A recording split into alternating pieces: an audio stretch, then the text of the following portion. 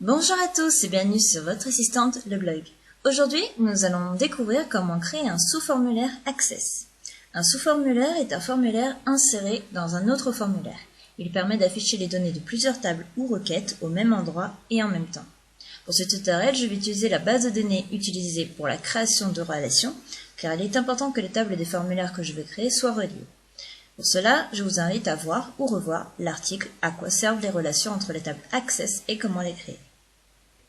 Pour mon exemple, je souhaiterais avoir un formulaire qui me permettrait d'afficher pour chaque client les factures qui lui ont été établies, ce qui correspond à ce que l'on a pu voir précédemment lorsque l'on avait créé les relations et que nous sommes retournés dans notre table client, en cliquant sur les petites croix.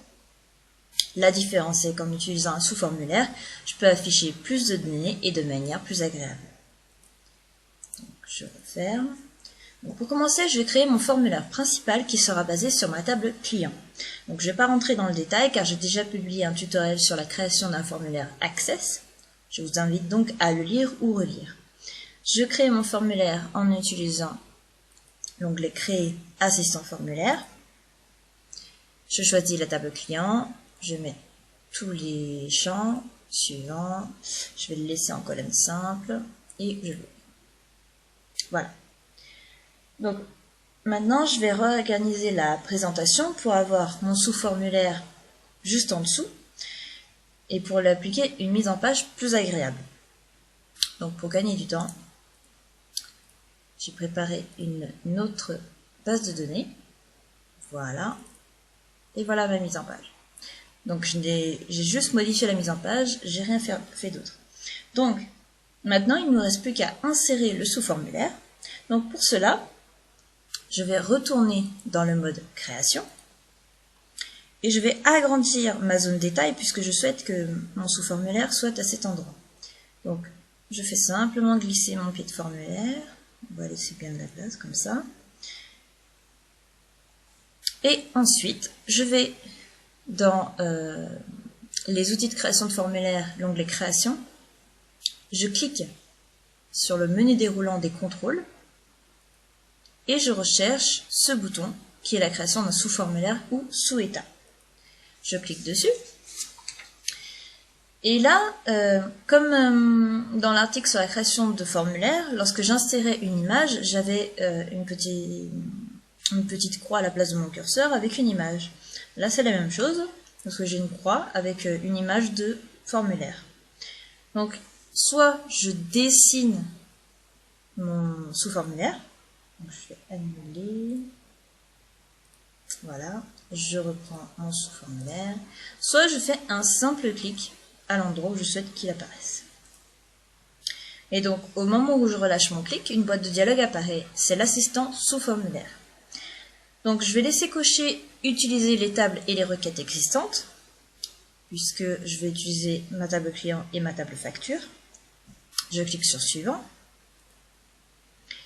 Alors ici, je vais plutôt sélectionner ma table facture, puisque ça ne servira à rien d'avoir un formulaire de table client, plus un sous-formulaire de table client aussi.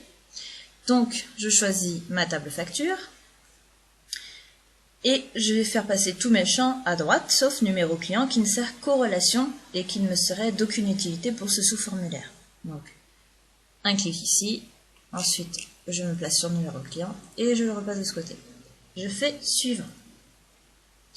Alors, comme j'ai créé une relation entre mes deux tables, je n'ai pas besoin de définir les champs effectuant le lien moi-même.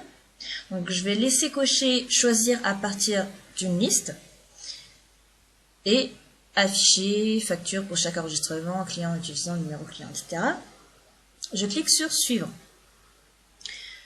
Donc à cette dernière étape, je peux attribuer un nom à mon sous-formulaire, je vais laisser facture sous-formulaire et je fais terminer. Voilà. Donc maintenant j'ai bien mon sous-formulaire sous mon formulaire principal. Donc je peux retourner en mode affichage et je vois le résultat. Maintenant je vais retourner en mode création pour un peu arranger cette présentation. parce que c'est vraiment pas pratique. Là, ça ne sert strictement à rien. Je vais devoir faire ça à chaque fois, c'est vraiment pas pratique. Donc je retourne en mode création. Donc je vais déjà, voilà, je vais, si je retrouve le point, voilà. Donc si vous avez le titre qui apparaît ici, facture sous formulaire, vous pouvez le supprimer, ça ne sert à rien dans cet exemple. Et j'agrandis ma zone de cette manière. Je peux aussi l'agrandir en hauteur. Et je peux voir, voilà, ça dépasse encore, donc je vais l'agrandir encore. Mais, donc là c'est encore pas pratique puisque ça me fait perdre les avantages de la création d'un sous-formulaire, c'est-à-dire voir toutes les données en un clin d'œil. Donc, ce que je peux faire, c'est soit double-cliquer lorsque je suis entre deux champs. Voilà. Là, si je fais ça, ça le réduit. Ou alors, je fais un clic droit, largeur de champ. Ou alors, pour aller encore plus vite, je sélectionne tout. Clic droit, largeur de champ, pardon. Et là, je vais mettre, 15 cm. Je sais pas ce que ça donne. Non. Voilà. Ben, on va juste agrandir un petit peu parce que forcément, voilà. Bon là, ça a tout réduit. Alors, maintenant, je peux retourner en mode création. Alors, si je veux, je peux intervertir certains champs, etc. Alors, si je souhaite afficher le sous-formulaire de la même manière que le formulaire, je fais un simple clic sur mon sous-formulaire. Je clique sur sous-formulaire, formulaire. Et donc voilà l'intérêt d'agrandir en hauteur mon sous-formulaire. Mais là aussi on perd l'avantage, c'est-à-dire que si je prends un client qui a deux factures, par exemple celui-là, j'ai une facture, puis une deuxième.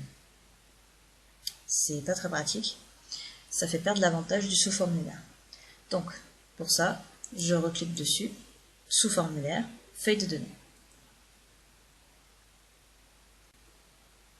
Je peux maintenant créer un nouveau client et lui établir une facture ou établir une facture à un client existant. C'est-à-dire si je veux rajouter une facture à Lola Dubois, je me place ici et j'insère ma facture. De même, je peux ajouter un nouveau client. Donc ici, c'est pas la peine de rentrer le numéro puisque c'est un numéro automatique. Donc maintenant, lorsque je referme mon formulaire, on me demande si je veux enregistrer les informations. Je dis oui. Et maintenant, dans mes formulaires, j'ai bien facture sous formulaire qui correspond à mon sous-formulaire. Cependant, je ne l'utiliserai pas, car n'ayant pas ajouté mon champ numéro client, je pourrais ajouter des factures, mais pas indiquer à quel client elles correspondent. On peut vérifier, vous voyez, je peux ajouter des factures, mais on ne saura pas à qui elle est. N'hésitez pas à poser vos questions en commentaire, j'y répondrai dès que possible. Et si vous n'êtes pas encore abonné à la newsletter, il suffit d'inscrire votre prénom et votre email ici et de cliquer sur « Je m'abonne ». Vous recevrez le mini-guide officiel Adobe par email en PDF ainsi que les futurs articles du blog. À bientôt sur votre assistante, le blog.